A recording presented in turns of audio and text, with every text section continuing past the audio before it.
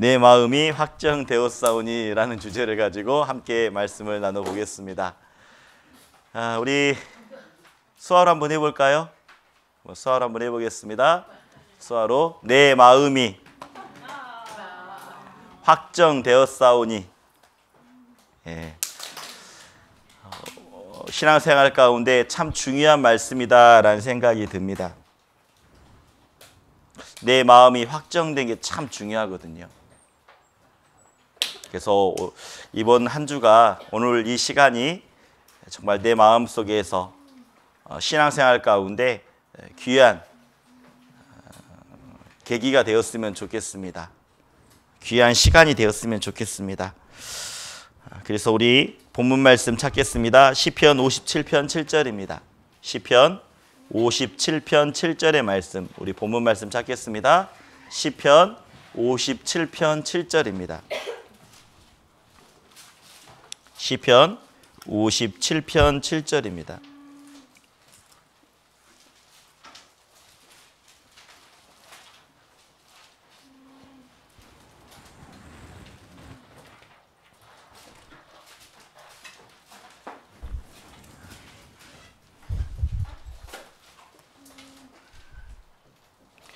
시편 57편 7절.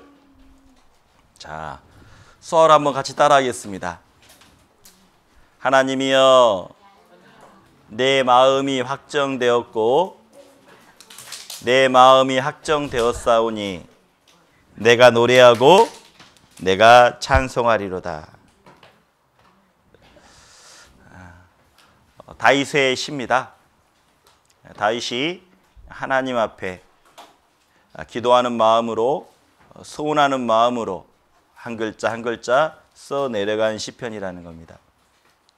다윗은 하나님께 이렇게 고백하고 있습니다. 내 마음이 확정되었고 내 마음이 확정되었사오니.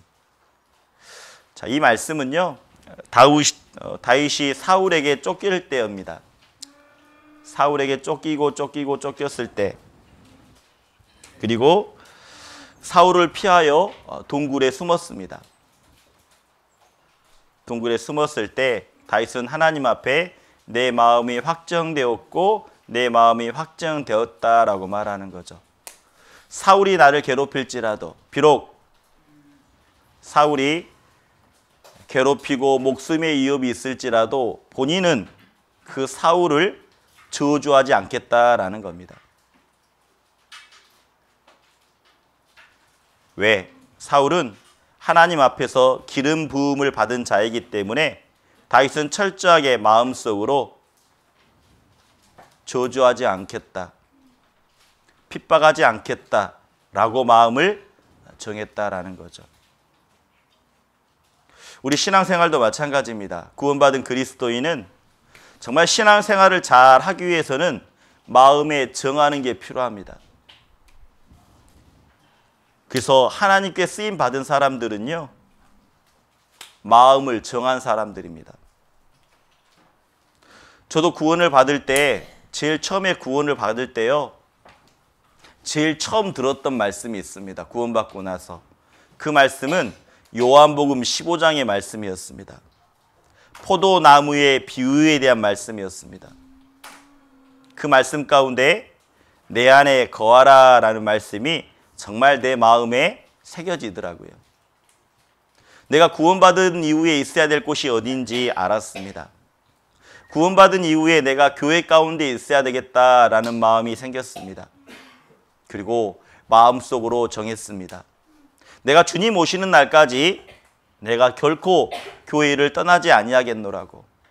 힘든 일, 어려운 일 있더라도 내가 결코 교회는 떠나지 아니하겠노라고 하나님 앞에 결정했습니다. 확정된 마음이었죠. 너무나 감사한 것은 지금도 힘들고 어렵지만, 그런 어려울 때도 있었지만 교회 가운데 머물고 있다라는 겁니다. 우리 신앙생활 가운데요, 확정하는 게 필요합니다. 마음속에 딱 확정된 마음이요. 여러분은 무엇을 확정하고 살아갑니까? 내가 확실히 정한 마음으로, 내가 신앙생활 가운데 이것만은 확실히 정하며 살겠다라는 것이요.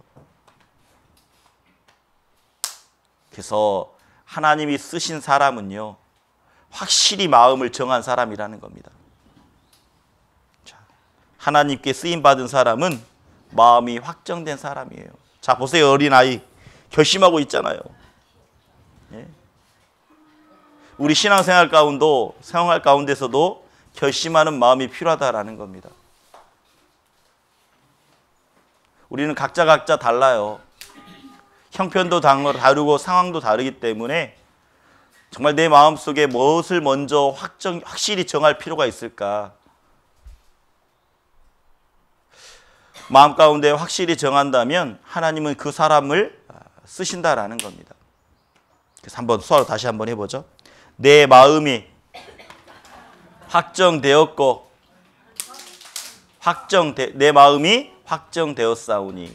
자, 왜 이렇게 되풀이하고 있을까요? 똑같은 말인데 되풀이를 하고 있습니다. 반복을 하고 있습니다. 반복한다라는 것은 중요하다라는 거예요. 성경을 읽을 때 말씀이 되풀이되고 있잖아요. 예를 들면 진실로 라는 말이 있습니다. 되풀이하고 있다라는 것은 정말 중요하다라는 거예요. 성경의 말씀을 보면서 반복하는 말씀이 있다면 그것은 중요한 말씀이라는 겁니다. 자, 그러면 확정이라는 게 뭘까요? 확정. 자, 이 확자가 굳을 확자라는 겁니다. 그리고 정자가 정할 정자라는 거예요. 다시 말하면 굳게 정하다, 확실히 정하다라는 뜻이 있다라는 겁니다. 마음을 굳게 정하고 확실히 정하는 것. 그래서 이것은 사전적인 의미고요. 성경에서 나오는 의미가 있다라는 겁니다. 성경에서는 이렇게 말합니다. 고정되다, 확고하다라고 되어 있죠. 내 마음을 확실히 고정시켰다라는 겁니다. 다시 말하면 내가 무엇을 볼 것인가, 내가 어느 곳에 관심을 가질 것인가, 확실히 고정되다. 그래서 오노의 뜻은 고정시키다, 준비하다라는 말도 있습니다. 그래서 우리가 마음을 확실히 정하기 위해서는 내 마음이 어디에 딱 관심을 가질 것인지, 무엇을 바라보고 무엇을 보려고 할 것인지, 들으려고 할 것인지 그 마음이 고정되는 게 필요하다라는 겁니다. 그래서 하나님은 우리를 구원해 주실 때 항상 하나님이 새로운 마음을 주십니다. 구원받을 때요, 마음속에 올라오는 게 있습니다. 야, 하나님을 위해서 살아봐야 되겠다. 저도 그랬거든요. 어떤 마음이 생겼냐? 내 안에 거해야 되겠다. 교회 안에 거해야 되겠다라는 마음이 생겼습니다. 하나님이 새로운 마음을 주셨을 때. 그래서 구원받은 사람은요, 하나님의 말씀을 들으면서 새로운 마음을 주십니다. 구원받은 그리스도인에게는요. 자, 여기 보면 에스겔서 11장 19절에 이렇게 말합니다. 내가 그들에게, 다시 말하면 구원받은 그리스도인에게, 자, 그들이라고 말합니다. 구원받은 그리스도인에게 일치한 마음을 주고라고 말합니다. 다시 말하면 일치한 마음이 뭐냐? 똑같은 마음을 주신다라는 겁니다. 구원받은 그리스도인은요, 똑같은 마음이 있어요. 어떤 마음이냐? 하나님 말씀 앞에 순종하려고 하는 마음이요. 그리고 하나님이 주시는 마음은 깨끗한 마음을, 부드러운 마음을 주신다라는 겁니다. 그게 구원받은 그리스도인에게 주시는 마음이에요. 그리고 새 씨를 주신다고 돼 있죠? 다시 말하면 우리 마음속에 성령님이 오신다라는 겁니다. 구원받은 그리스도인은 내 마음의 보좌에 성령님이 오시기 때문에 하나님이 주시는 일치한 마음이 있다라는 거예요. 그 마음이 부드러운 마음이라는 겁니다. 자, 그래서 그 몸에서 굳은 마음을 제하고 라고 되어 있습니다. 부드러운 마음을 주신다라고 되어 있죠. 에스겔서 36장 26절에도 동일한 말씀을 하십니다. 여기서 구원받은 사람에게는 새로운 영, 새 마음을 너희에게 주신다라고 되어 있어요. 그래서 육신에서 굳은 마음을 제하고 계속 말씀하신 게 뭐죠? 부드러운 마음을 줄 것이며 라고 말합니다. 부드러운 마음이요. 부드러운 마음. 그래서 구원받은 사람은요. 자, 일치한 마음을 주시는데 하나는 어떤 마음이라고요? 부드러운 마음. 다시 말하면 온유라는 거죠. 그리고 두 번째로는 순종하는 마음을 주신다라는 겁니다. 하나님의 말씀대로 살아봐야 되겠다라는 마음을 주셔요. 그래서 구원을 받으면 하나님은 내 마음 가운데 새로운 마음, 부드러운 마음과 순종하려고 하는 마음들, 그 마음들이 다 있다라는 겁니다. 구원받은 그리스도인에게는. 두 마음을 주시는 겁니다. 한번 수화를 한번 해보죠. 첫 번째, 부드러운 마음. 두 번째, 순종하는 마음. 네, 맞아요. 순종하는 마음이 뭐냐? 순종이라는 것은 하나님의 말씀에 대해서 순종하려 하는 마음이라는 겁니다. 그런데 이 말씀을 순종하기 위해서도요, 항상 말씀이 가까워야 돼요. 내 입술에 가까워야 되고 내 심중에 가까워였을 때 우리가 하나님의 말씀대로 순종할 수 있다라고 말하는 겁니다. 그래서 하나님은 우리에게요, 항상 구원받은 이후부터 지금까지 축복의 메시지를 말씀해 주고 있습니다. 자, 이 성경에는요, 축복의 약속의 말씀이 많습니다. 우리가 구원의 말씀도 있었죠? 이 모든 말씀은 우리에게 주신 약속입니다. 말씀대로 살았을 때 하나님은 축복을 내려주시겠다라고 말합니다. 순종했을 때 축복을 내려주시겠다라고 말하고 있어요. 그래서 하나님은 이스라엘 백성들에게 축복 내려주시고자 한 사람을 어때요? 선택합니다. 이스라엘 어쩌면 믿음의 조상, 혹시 이름 아십니까? 누군지? 이스라엘 믿음의 조상이 누굽니까? 아브라함. 오, 많이 아시네요. 그래요. 아브라함입니다. 아브라함. 이 아브라함을 불렀을 때 하나님은 축복의 메시지를 주셨습니다. 자, 이렇게 축복의 메시지를 전해주시죠. 자, 이렇게 말하는 겁니다.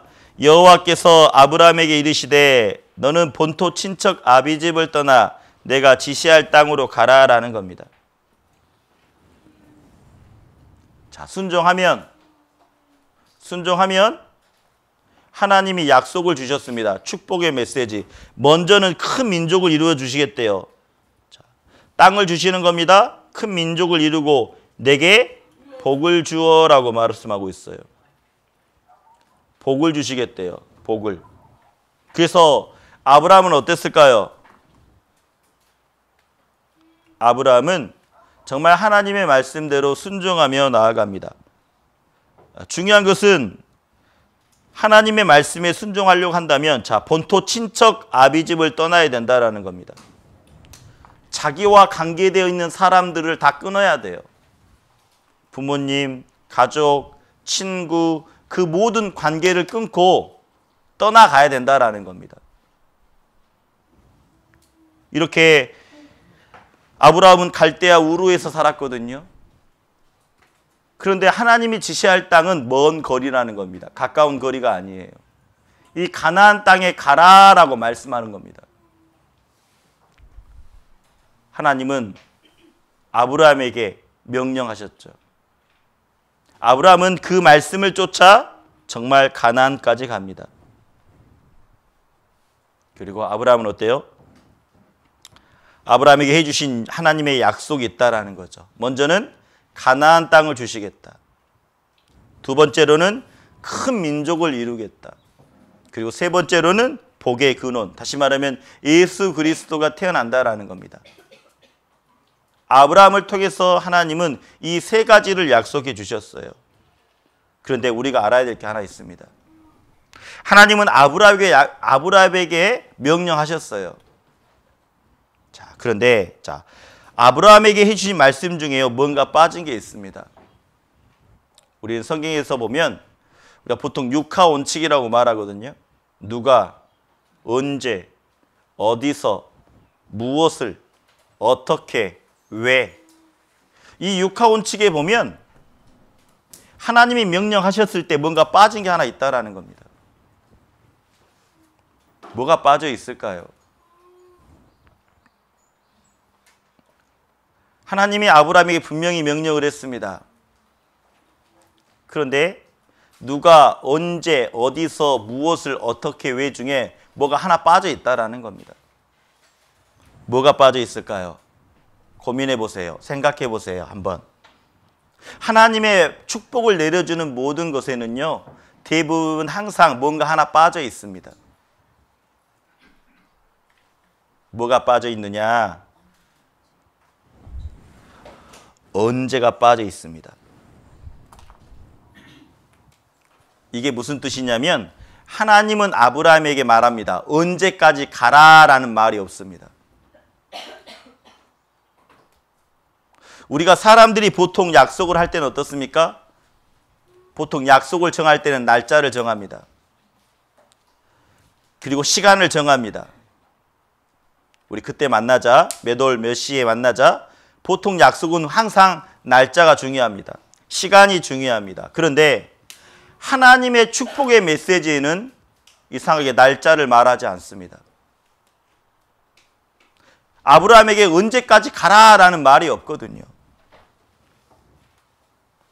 하나님은요, 아브라함에게 언제까지 도착해라라는 말이 없다라는 겁니다. 단지 축복의 메시지를 말씀하고 있어요. 너 가면, 내가 지시할 땅으로 가면 내가 땅을 주겠어요, 민족을 주겠어요, 그리고 복도 주겠어요 라고 말하는 겁니다. 그런데 언제까지 가라라는 말이 없어요. 자, 아브라함은 어떨까요? 믿음이 있는 사람이라면 하나님의 말씀을 정말 마음속에 확실히 정하고 그 길을 따라갔을 거라는 겁니다. 다시 말하면 하나님은 그 아브라함의 믿음을 달아보신 겁니다. 믿음을 보신 거죠. 아브라함이 마음을 확실하게 정하지 아니했다면 출발하지도 못했을 겁니다. 아브라함이 그 하나님의 약속을 믿지 못했다면 아브라함은 떠나지 않았을 겁니다. 아브라함의 출발의 시작은 어때요? 마음을 확실히 정했다라는 거죠. 언제까지 가라라는 말은 없었지만 아브라함은 확실히 마음을 정했고,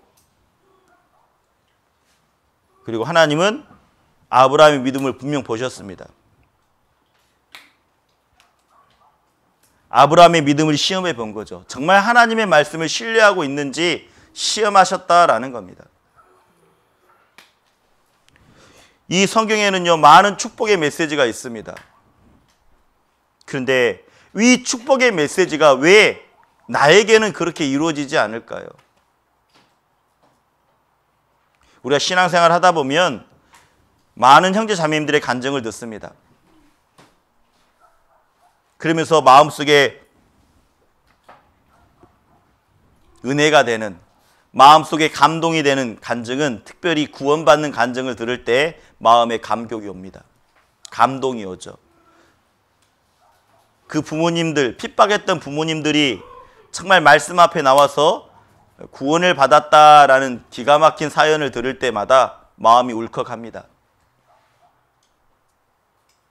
그리고 핍박했던 남편이, 그렇게 핍박했던 남편이 정말 집회 가운데 나와서 그 집회의 말씀을 듣고 구원을 받았다라는 간증을 들을 때 마음이 울컥합니다. 그러면서 마음속으로 생각하죠. 야, 저런 일들이 내 삶 가운데서도 일어났으면 좋겠다. 저런 기가 막힌 일들이, 저런 기적 같은 일들이 내 삶 가운데서도 일어나면 좋겠다. 또 그런 이야기도 듣잖아요. 자녀들이 정말 구원받고 또 교회 가운데서 결혼하고 잘 사는 모습을 보면, 야, 내 자녀들도 교회 가운데서 정말 구원받고 결혼하고 잘 살았으면 좋겠다. 그런 마음들이 다 형제 자매들 마음속에 있거든요. 근데 왜 그 모든 축복의 메시지가, 축복의 약속이 내 마음속에 이루어지지 않을까요? 그냥 간증을 듣는 데만 끝난다라는 겁니다. 그 형제님이, 그 자매님이 어떻게 살았는지, 어떻게 전도했는지 분명히 들었지만 나는 그렇게 살지 못했거든요. 내 마음속에 감동을 줬을 뿐이지 거기서 끝이었다라는 겁니다. 내 마음속에 은혜만 되었을 뿐이지 끝이었다라는 겁니다. 은혜가 되었다면, 마음이 감동이 되었다면 다시 한번 나도 해봐야 되겠다라는 의지적인 마음이 올라오지 않습니까? 우리가 간증을 들을 때요, 그런 은혜로운 간증을 들을 때 마음이 움직입니다. 나도 그렇게 살았으면, 나도 좀 그렇게 해봐야 되겠다라는 그런 마음이요. 그래서요, 이 성경 안에는 많은 축복의 메시지가 있지만, 은혜의 말씀이 있지만 그 모든 것이 내 것은 아니라고 말합니다. 자, 수화로 한번 따라해 보세요. 자, 믿음은 모든 사람의 것이 아님이라. 이게 무슨 말이냐? 성경에 나와 있는 축복의 메시지가 모든 사람의 것이 아니라는 겁니다. 그 하나님의 축복의 메시지를 믿는 사람만이 그것이 곧 내 것이 된다라는 거예요. 그래서 마음에 확정되는 게 필요하다라는 거죠. 확실히 정했을 때, 아브라함은 마음을 확실히 정했을 겁니다. 그래, 가야지. 그래, 떠나야지. 마음속에 확실히 정하고 가나안 땅까지 갈 수 있었던 거죠. 마음을 확실히 정하지 못했다면 떠나지 못했을 겁니다. 그래서 우리가 하나님의 축복을 받기를 원하십니까? 하나님의 은혜의 말씀들이 이 내 삶 가운데서 그대로 이루어지기를 원하십니까? 이 성경에 나오는 말씀들이. 마음을 정하십시오.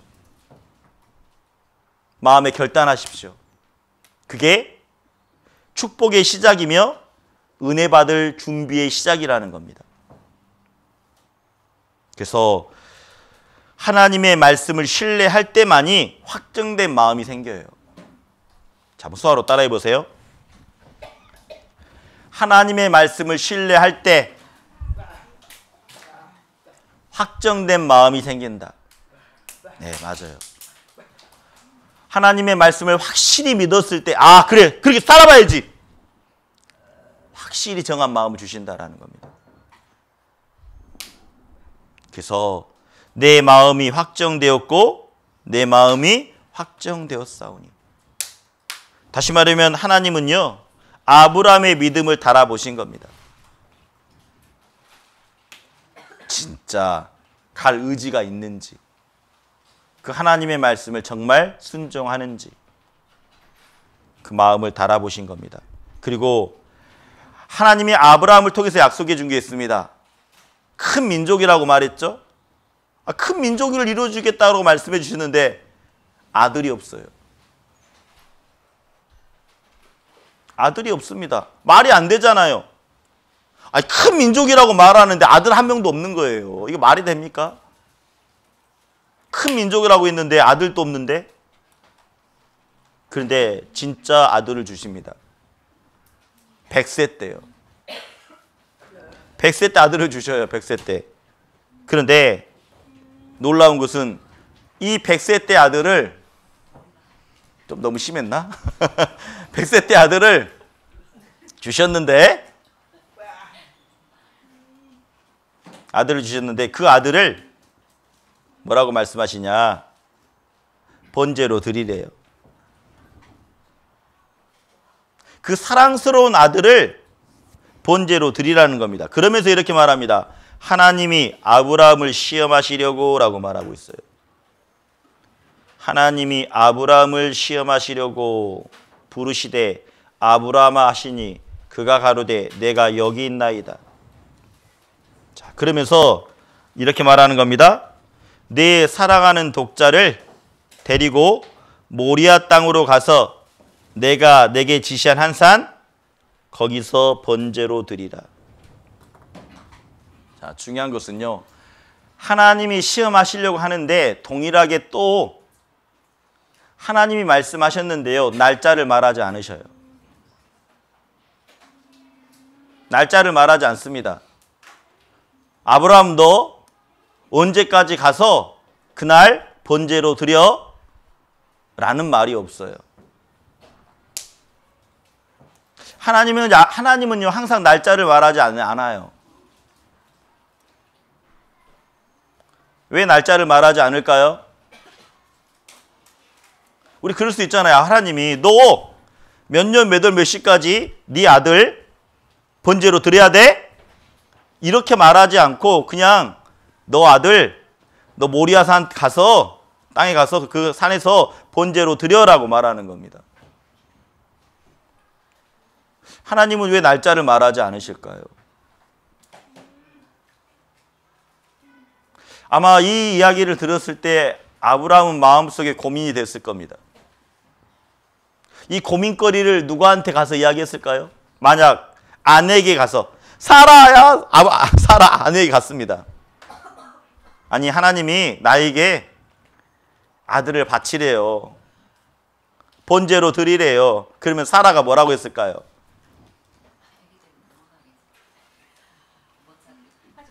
당신 미쳤어? 당신 미쳤어? 그게 하나님의 뜻이겠어요? 우리 기다려봅시다. 분명 하나님이 다시 말할 것 같아요.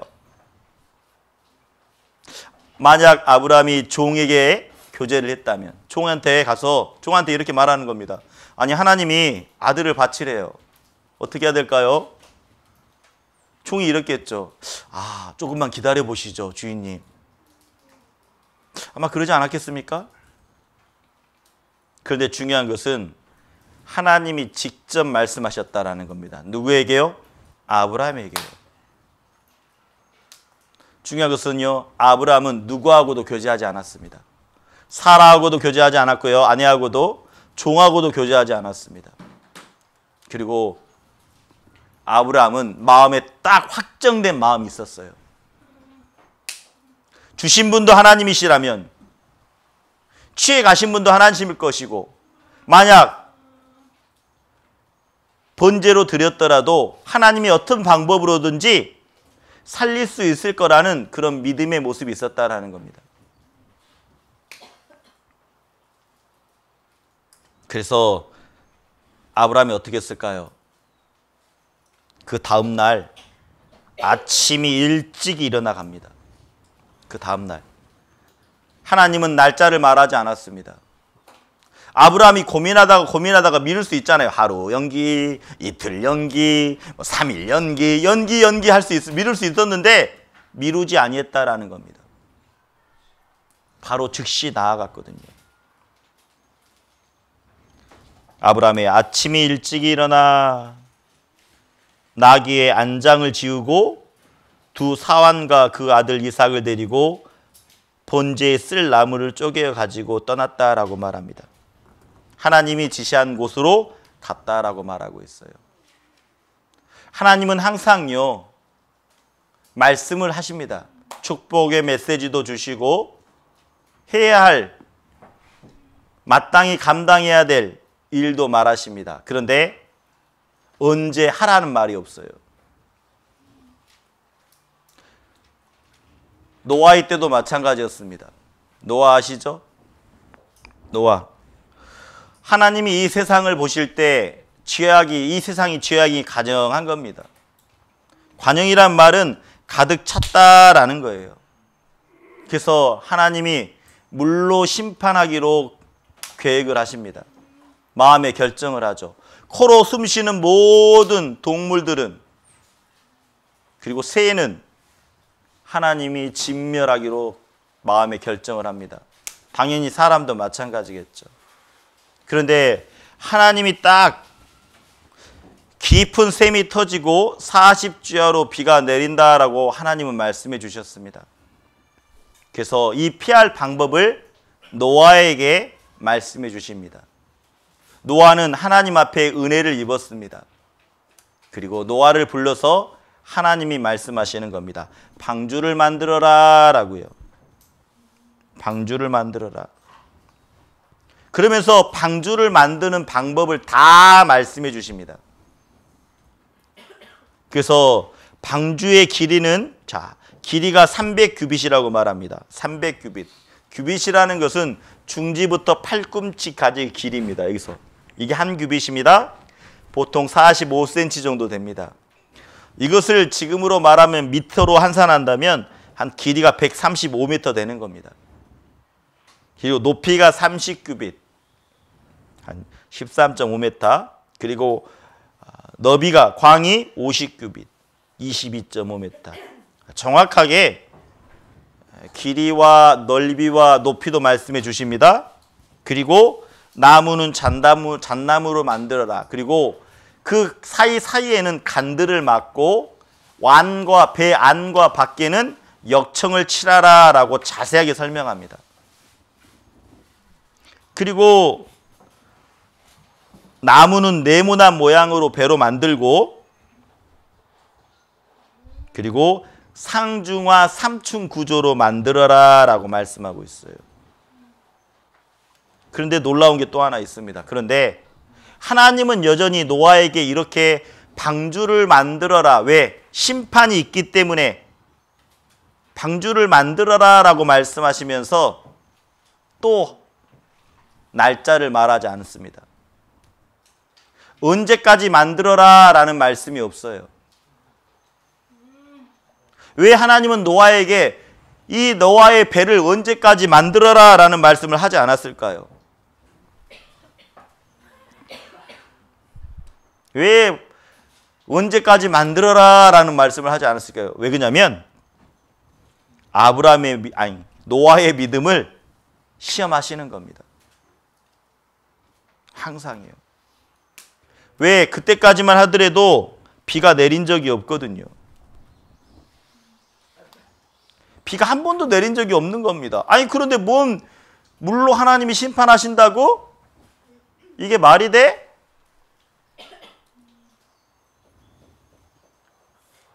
하나님은요, 노아에게 정말 그 물심판을 피할 그 방주를 만들 모든 것을 말씀하셨지만 언제까지 만들어라라는 말씀이 없다라는 거예요. 언제까지 만들어라는 말씀이 없습니다. 언제까지.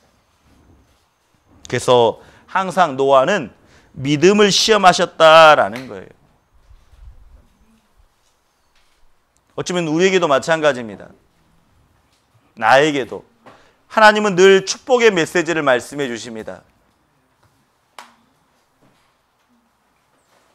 근데 내가 마음에 결정하지 않는다면 하나님의 축복의 약속은 절대 내 삶 가운데서 이루어지지 않습니다. 그래서 하나님은 날짜를 말하지 않습니다. 왜? 믿음은 모든 사람의 것이 아니다라고 말합니다. 그리고 우리가 알고 있는 여리고성도 마찬가지입니다. 여리고성 침략 계획, 여리고성 아시죠? 여리고성 전투.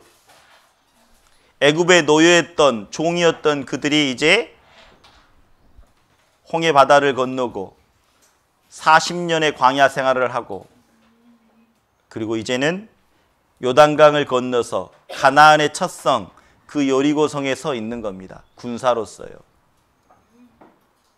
우리도 구원받기 전에는 세상의 노예였고 세상의 종이었습니다. 근데 구원받은 이유 어떻습니까? 예수 그리스도의 좋은 군사로 성장하고 있다라는 겁니다. 우리는 군사예요. 군사는 뭐죠? 싸움을 해야 된다라는 겁니다. 영적 전쟁이 있다라는 거예요. 우리는 전쟁을 치러야 됩니다. 세상의 유혹에서도 전쟁을 치러야 되고요. 마귀의 달콤한 괴계에도 전쟁을 치러야 됩니다. 그리고 가장 큰 적, 내 안에 있죠. 내 육신의 본성과도 우리는 싸워야 된다라는 겁니다. 그 이스라엘 백성들이 이제 여리고성에 서 있는 겁니다. 그런데 여리고성을 공격하기도 전에 하나님은 미리 선포합니다. 이 전쟁은 승리한 전쟁이라고 선언하고 있어요. 뭐라고 말하냐면 너희 손에 붙이었다라고 말합니다. 너희에게 주었다라고 말하고 있어요. 이 여리고성을 너희에게 주었다라고 말하면서 전쟁을 어떻게 치러야 되는지 방법을 이야기해 주십니다. 이스라엘 민족에게. 자, 이런 방법입니다. 하루에 한 바퀴씩 돌아라. 6일 동안. 그리고 7일째가 되면 7바퀴를 돌아라. 그리고 너희는 외치지 말며 그 음성을 들리지도 말고 소리 내려고 하지도 말고 아무 말도 내지 말라. 그리고 마지막 7일째가 되는 날 7바퀴를 돌고 7양각 나팔을 불고 내가 외치라고 할 때 그때 외치라라고 말합니다. 자, 그런데 중요한 게 또 하나 빠져 있습니다. 뭐가 빠져 있을까요? 언제 뭐가 빠져 있습니까? 뭐가 빠져 있어요? 방법을 다 말씀하셨잖아요. 근데 뭐가 빠져 있습니까? 맞아요. 언제가 빠져 있습니다. 언제 전쟁하라는 말씀이 없어요. 전쟁은요, 날짜가 중요해요. 때가 중요해요. 저녁에 할 것인지 새벽에 할 것인지 낮에 할 것인지 때가 중요하다라는 겁니다.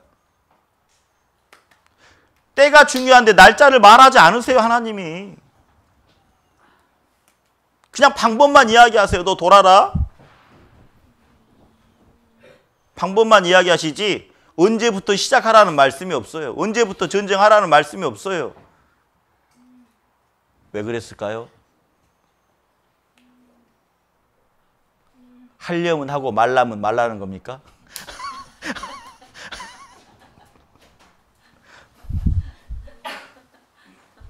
그러잖아요, 지금. 네 알아서 해.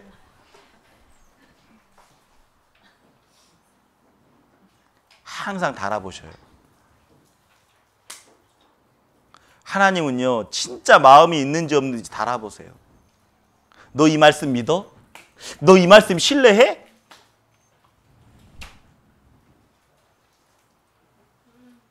그래서 마음에 확정된 마음이 필요하다라는 거예요.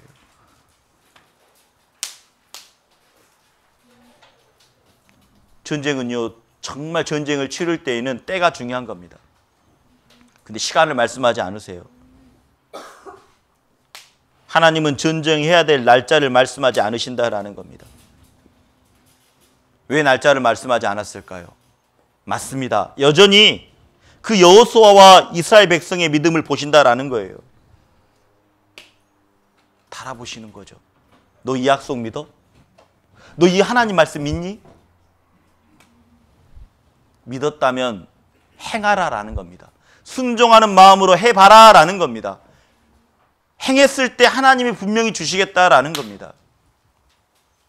우리가 대표적인 말씀을 알고 있죠. 마태복음 6장 33절의 말씀. 너희는 먼저 그의 나라와 그의 의를 구하라. 그리하면 이 모든 것을 너희에게 더하시리라는 말씀이요. 그럼 언제 할 거라는 거니까? 언제 먼저 그의 나라와 그 의를 구할 것입니까?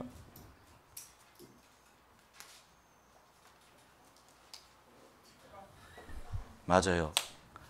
내가 마음을 결정하는 순간, 내 마음이 확정된 순간부터 그렇게 살아봐야지, 그렇게 해봐야지 라는 마음이 딱 든다면 하나님은 더해 주신다라고 말하는 거죠.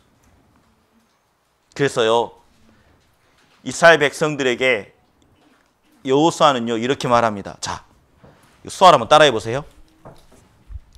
너희는 스스로 성결케 하라. 자, 뭐라 했습니까? 스스로 성결케 하라. 스스로 돌아보라. 스스로 결단하라. 스스로 확정된 마음을 가지라라는 겁니다. 스스로. 그러면 여호와께서 내일 너희 가운데 기사 놀라운 일을 행해 주시겠다라는 겁니다. 자, 놀라운 일을 먼저 보여주고 성결하라가 아닙니다. 너희가 성결하면 내가 놀라운 일을 보여주겠다라는 거죠. 다시 말하면 너희가 확정된 마음을 가지면 내가 도와주겠다라는 겁니다. 항상 하나님은요, 우리의 마음을 다 보신다라는 거예요. 우리의 마음을 보시고 그리고 그 마음에 따라서 하나님이 힘을 더해 주시겠다라고 말하는 겁니다. 자, 그래서 여호수아 3장 7절에 이렇게 말하죠. 여호와께서 여호수아에게 이르시되, 자 봅니까? 내가 오늘부터 시작하여, 다시 말하면 스스로 마음의 결정을 하니까, 확정된 마음을 가지니까 하나님이 오늘부터 시작하겠다라는 겁니다.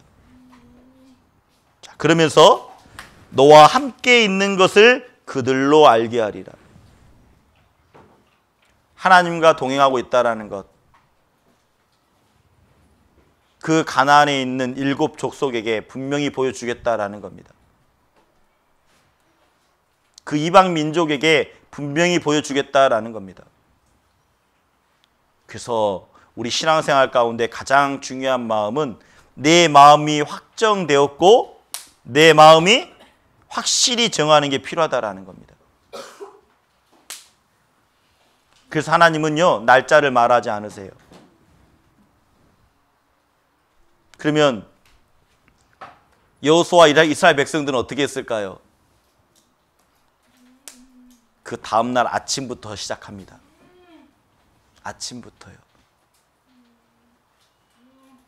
우리들은요, 우리가 알아야 될 것은 하나님의 은혜는요, 축복은요, 내 마음에 확정되었을 때부터 하나님이 은혜를 더해 주시겠다라고 말하고 있어요.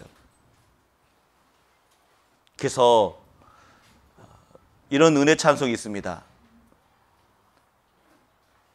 나의 등 뒤에서. 그러면서 이렇게 후렴구에 이렇게 말하고 있어요. 뭐라고 되어 있습니까? 너 걸어라. 내가 너를 도와주리라고 되어 있죠.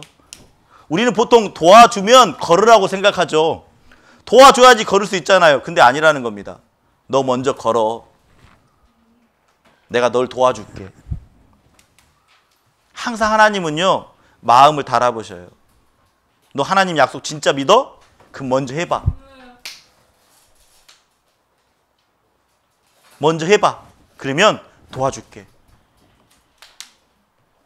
그래서 하나님은요, 예수님의 제자들도 마찬가지였습니다. 예수님의 제자를 뽑을 때도요, 이렇게 말씀하셨습니다. 갈릴리 해변에 다니시다가 베드로와 그 형제 안드레를 그 바다에 그물을 던지는 것을 보시니, 저희는 어부라고 돼 있죠? 베드로 안드레. 그러면서 이렇게 말하는 겁니다. 나를 따라오너라. 내가 너희로 사람을 낚는 어부가 되게 하리라 하시니. 자, 이때도 어때요? 너 언제부터 따라오라가 말이 없죠? 근데 따라오라랍니다. 예. 따라오래요. 근데 제자들이 그럴 수 있잖아요. 아이고, 지금은 아닙니다. 제가 지금은 아니에요. 지금은 안 돼요. 지금은 안 돼. 할 게 많아요. 지금 안 보이세요? 그물 던졌잖아요. 그물. 고기 잡아야죠. 고기. 고기 좀 잡고요. 그런 말 하지 않았습니다. 자, 이 보세요. 곧 그물을 버려두고, 그냥 그물 버려두고 예수를 쫓았다라고 말합니다. 맞아요. 그들은요, 망설임이 없었다라는 겁니다. 예수님, 지금은 때가 아니에요.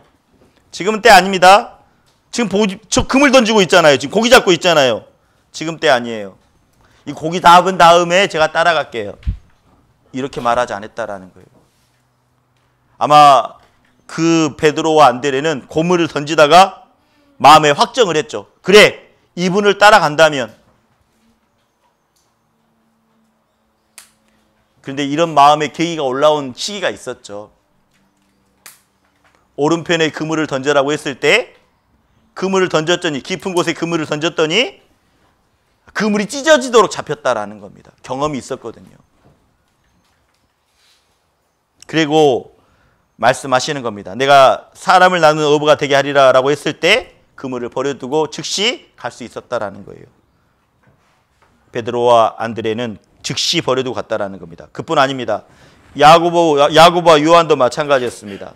야고보와 요한도 불렀다라는 겁니다. 배에서 고기를 그물을 깁는 것을 보시니 불렀는데 어떻게 했을까요? 곧 배와 부친을 버려두고 예수를 쫓으니라 라고 돼 있어요. 이렇게 그물을 깃고 있었다라는 겁니다. 우리 그럴 수 있잖아요. 아이고 예수님 지금 이거 다 하고요. 일 손질하고요. 그물 손질하고요. 그리고 우리 부모님께 말씀드리고요. 이게 아니었다라는 거예요. 그들은 마음에 확정을 하고 바로 곧 따라갔다라는 겁니다. 그래서 하나님은 늘요 이 축복의 메시지를 말씀하시지만 모든 사람의 것이 아니라는 겁니다. 그래서 시편 119편 60절에 말하면 이렇게 말하고 있어요.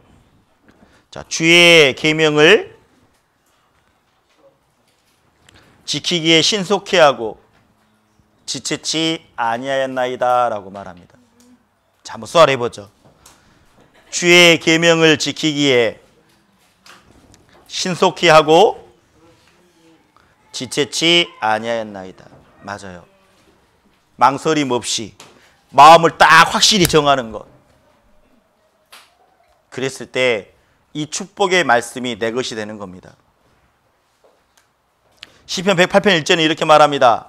함께 읽어보죠. 하나님이여 내 마음을 정하였사오니 내가 노래하고 내 심령으로 찬양하리로다. 하나님은 내 마음 가운데 마음을 정하기를 원하십니다. 확실히 정하기를 원하십니다. 그리고 정말 여러분에게 하나 부탁드리고 싶은 게 하나 있습니다.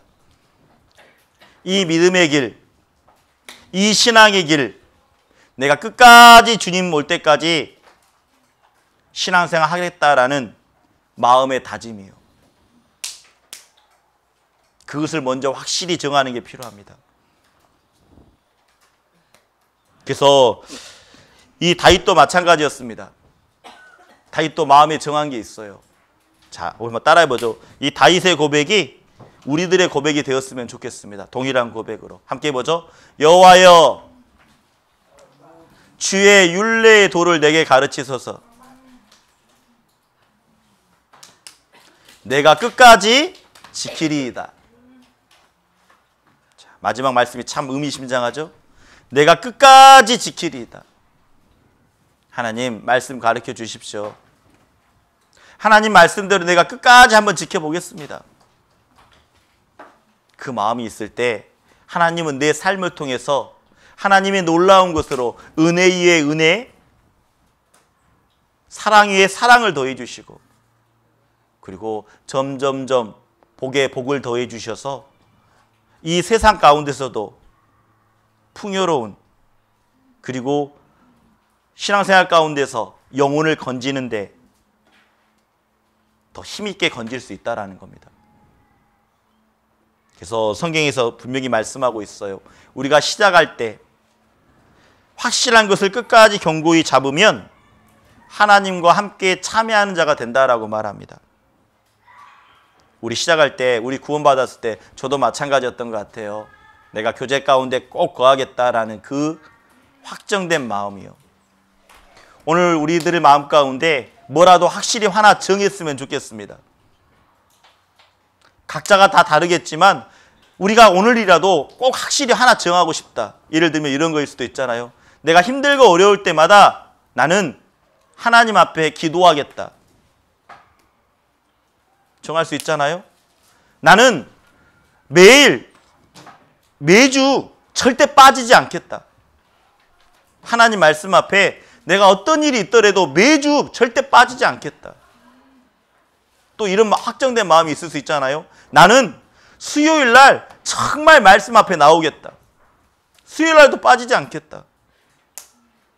또 이런 마음도 있을 겁니다. 나는 구역 모임, 나는 조모임, 모임이 있다면 절대 빠지지 않겠다. 또 이런 마음의 다짐도 있겠죠. 나는 집회 때마다 한 영혼은 정말 인도하겠다. 그런 마음이 오늘 정말 오늘 집에 돌아가기 전에 우리 각자 생각하면서 내가 하나님 앞에 무엇을 할 것인지 확실히 뭐라도 하나 정하는 형제 자매님들이 됐으면 좋겠습니다. 그리고 그것이 끝까지 올 한 해가 끝날 때까지 끝까지 드려져서 하나님께 영광이 되었으면 좋겠습니다.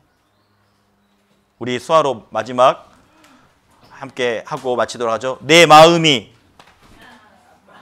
확정되었고 확정되었사오니 네. 내가 노래하고 내가 찬양하리이다. 네. 하나님은 지금도 나에게 축복의 메시지, 언약의 메시지를 전해주고 있습니다. 그런데 날짜를 말하지 않습니다. 여러분이 마음속으로 마음에 확정하는 순간, 여러분이 마음속에 마음에 결단하는 순간, 그때부터 하나님은 나와 함께 분명히 역사하실 겁니다. 하나님의 놀라운 손길을 맛보는, 우리 마음이 확정되어서 하나님의 놀라운 손길과 역사를 맛보는 우리 형제자매님들 되셨으면 좋겠습니다. 기도하고 마치겠습니다. 하나님 아버지 감사합니다. 오늘 내 마음이 확정되었고 내 마음이 확정되었사오니 라는 말씀을 마음속에 새겨주신 것 감사드립니다. 하나님은 아브라함을 부르실 때에도 그 아들을 번제로 드릴 때에도 날짜를 말씀하지 않으셨습니다. 아브라함의 믿음을 달아보셨던 것처럼 지금 마지막 때를 살아가고 있는 우리 각자 우리 자신에게 하나님은 우리 마음속에 확정된 마음, 결단하기를 원하고 계시다라는 것 알았습니다. 우리 마음속에 정말 결단해서 주님 앞에 주님이 주시고자 하는 그 축복의 말씀, 그 은혜의 말씀들이 내 삶 가운데서도 다 이루어지길, 그로 인해 우리 눈으로 하나님의 역사를 확인할 수 있도록 도와주시고 인도해 주시길 원합니다. 다시 한번 귀한 말씀 마음에 새겨주신 것 감사하며 더욱더 부드러운 마음으로 순종하는 마음으로 살아갈 수 있도록 도와주시길 원합니다. 이 모든 것 예수님의 이름으로 기도드렸습니다. 아멘. 네, 수고하셨습니다.